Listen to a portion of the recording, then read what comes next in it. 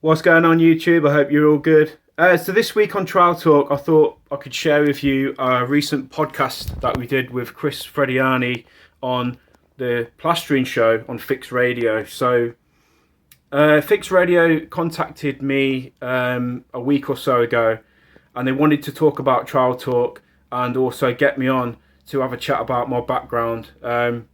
So what I've done, I've screen recorded that and cropped it a little bit. And it's about 10 minutes long. Again, it gives the reasons behind starting the group and also a little bit of background on myself.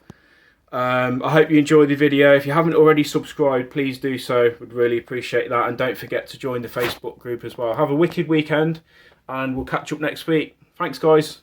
See you soon. Fix Radio. Time to crack on. I'm Chris Frediani, joined on the Plastering show now by Stuart Roberts. Stuart is admin of Trowel Talk, a plasterers help group on Facebook.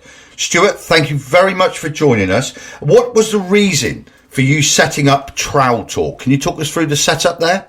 Yes, mate, no problem. Thanks for having me on, Chris, as well.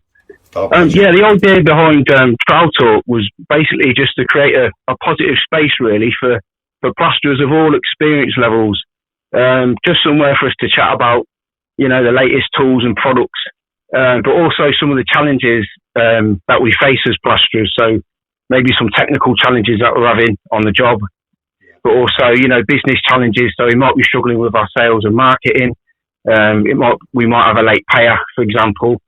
But really, it's a place where the older plasterers, the more seasoned, experienced plasterers, can join forces with the younger guys. So, for example, we've got members on there that might have 50 years behind the trowel, but then we've got the up and coming young guys that have maybe just picked up a trowel last week. So it's kind of merging the two together and trying to get a dialogue going and just offering some encouragement really for the future spreads, I call them, the up and coming lads that are just starting out. Definitely, yeah. Fair play, mate. No, I'm all up for that. Now, you've recently set up a mentorship program through this page. Tell us a little bit about that. Yeah, so as part of the group facility on Trowel Talk, Facebook offer a mentorship program which we've just started to utilise and make use of. And again, it's just somewhere where the older spreads that have got the experience, they can sort of link up with the guys that are struggling a little bit and the apprentices. And they can get a one-to-one, so they might just need that, you know, that one-to-one where they can have a little voice chat or just drop each other a message, and there's a bit of accountability for them, just to help them along, really. Yeah. There might be some members might be a bit shy of posting up on the group, but it gives them a chance to just go behind the scenes and have that one-to-one with people that are willing to help. How long's it been set up? How long's this been going for? I set Trowel Talk up last March, so about 10 months back, something like that. And in that time, it's grown, you know, faster than I could have imagined, really. I mean, I think we're at like over 4,000 members at the minute.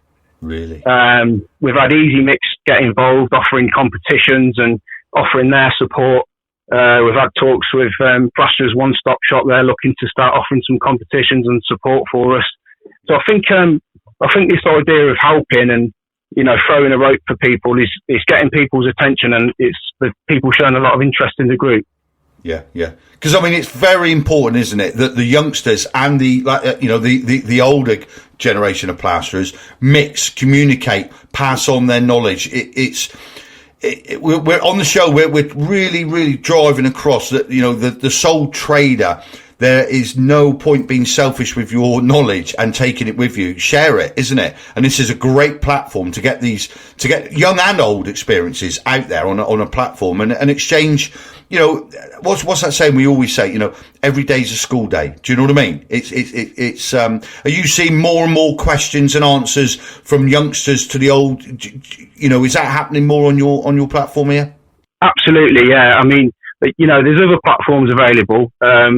But I'd find that it's mainly the older experienced spreads that were talking amongst themselves, and the younger guys that are up and coming, they'd be a bit reluctant to post, and maybe, you know, a bit of ridicule goes on and stuff like that.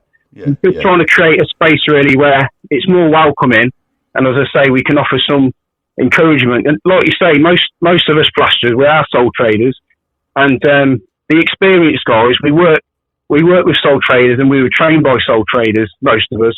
And if you speak to any good plasterer, and you say, how did you learn plastering? They don't tend to give you the name of a company. They'll give you the name of the man that taught them. And I think it's important getting that one-to-one back, where people are willing to give you their time and share their knowledge and not expect anything back, really. Fix Radio. You're listening to the Plastering Show on Fix Radio, and today I've been talking to Stuart Roberts, a plasterer that set up Trowel Talk Facebook page. Now, Stuart, have you witnessed negativity in other plastering forums in the past? Absolutely, yeah. I mean, I've been a member of some of the bigger groups out there, and there's been times where I thought I've got some real good ideas to share, and but I've just been reluctant to do that because of, like I say, the trolling that goes on, and sometimes you'd have your post shot down, and we're trying to sort of create a different culture really on Trowel Talk, where we're not going to tolerate any of this bullying and trolling. So I think if you have a scroll through and if you have a chat with the members, they probably agree that we're doing a good job of that so far. And I think that's part of the success of the group, is keeping the group friendly, encourage the young lads, and be a bit more kinder to one another, basically. That's right. It's all about sharing it. I mean, we can always chip away at other people, but look, plastering, you're never going to do it all yourself. Why not share? That's how I see it. You know what I mean? There's more than enough work out there for everyone. Why jump on the back of someone else and be really negative and troll them like you were saying? Big them up. If someone's having a bad day, big them up, talk them through it, and get them on and dust them off, and they'll go and do it again, wouldn't they? It's got to be the right way forward, surely. I think plastering's a team game. I've worked on my own for years and years. But where I'm at now, I've started to take on young lads. I've got Matt, who works for me full time. He's been with me 10 years. He was my original apprentice. And now we've just recently taken on Curtis. And since I've done that and I've started to pass down skills and delegate a bit more, it saves the shoulders a little bit. And I really do believe plastering is a team game. And it's part of that mindset is passing down skills and helping others. Yeah. Well, so what, now we're approaching the subject. What's your background in the trade? Talk us through how did you get into it? How long ago? And what are you doing? What type of work are you doing? Right. So when I left school, I basically went straight into the factory environment. I went to get a job in the factory, which was half a mile from my house.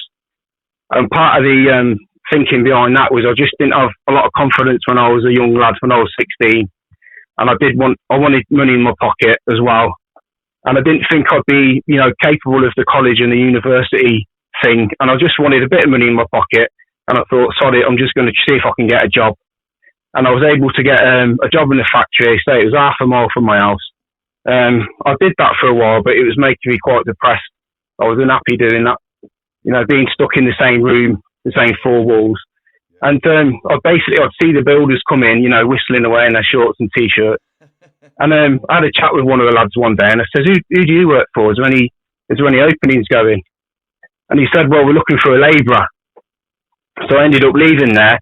I did a little bit of labouring with some local builders. And then another job opportunity came up for a plasterer's mate working for a damp proofers company. And I ended up going there, and I did a bit of labouring for these two old boys. And then unfortunately, life sort of threw me a curveball. I got ill.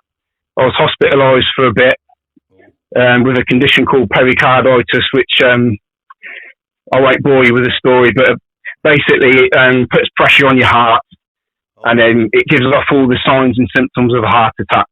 So I was hospitalised and treated for heart attack, and then told after a week or so, actually it wasn't a heart attack. I got a clean bill of health, and off I went. But unfortunately, as a result of me dropping on the job, I think my boss got a bit scared.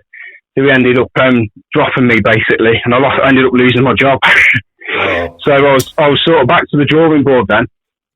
So writing letters, I enjoyed working with these old spreads, doing sand and cement and stuff like that, but I didn't quite have any hand skills at that point. So what I did, I started writing letters to local plasterers. I did get a couple of responses, but the message I was getting back was, we just haven't got enough money there to be able to take you on. So I thought, right, I'll target some, small local builders. And one chap, Steve, he took me under his wing, and he fully trained me up in plastering from scratch. You know, all the wet stuff, float and set, hard wall, sand and cement. We did a bit of floor screeding. We did a lot of dot and dab, skimming. I really enjoyed that, but he ended up folding because he ran out of work, and I was sort of half set up for self-employment anyway. So I thought, right, I'll make a crack of it on my own and try and start up my own little local business. And yeah, I've just been building that up ever since in the local area. And I say, I've got me, Matt and Curtis now. We're a little 3-man team in Warwickshire, and we're just mainly focusing on domestic work. We do a little bit for some local builders, a little bit of commercial, but most of our stuff is in the renovation of old Victorian properties, Georgian properties. So we do a lot of reskims. We're doing a lot of internal wall insulation, you know, the insulation back plasterboard. We're doing a lot of that, and also a bit of soundproofing as well. Well, that's all good, Stuart. Now, how can our listeners find Trowel Talk and get involved? Okay, if you want to jump onto Trowel Talk, dead easy. Just jump on Facebook, or even easier, just Google Trowel Talk, and you'll see all of our YouTube videos pop up. You'll see the Facebook page pop up. And then just apply for membership or subscribe to our channel and you're in. And just feel free to post any questions, ideas and work pictures that you've got. We're a good positive bunch on there. We don't bite in the say. You'll get a lot of encouragement on the group, whether you're just starting out in plastering or whether you've been plastering for 50 years and you're approaching retirement. I think you'll find something of value on the group. I do. Stuart, I could talk to you for hours. Thank you ever so much for joining us on the show. You have a great weekend.